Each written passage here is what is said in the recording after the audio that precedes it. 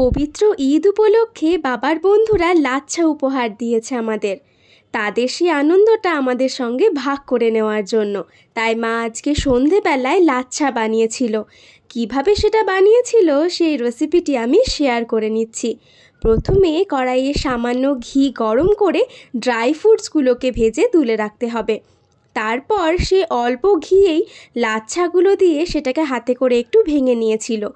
তারপরে সেগুলোকেও বেশ কড়া করে ভেজে নিতে হবে। সেগুলো ভাজা হয়ে গেলে একটি পাত্রে লাচ্ছাগুলোকে তুলে রাখতে হবে।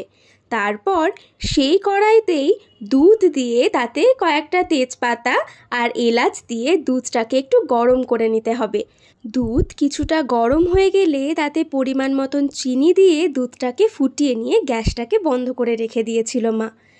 তারপর দুধটা যখন ঠান্ডা হয়ে আসে তখন উপর থেকে ভেজে নেওয়া লাচ্ছাগুলো প্রথমে মিশিয়ে নিয়েছিল।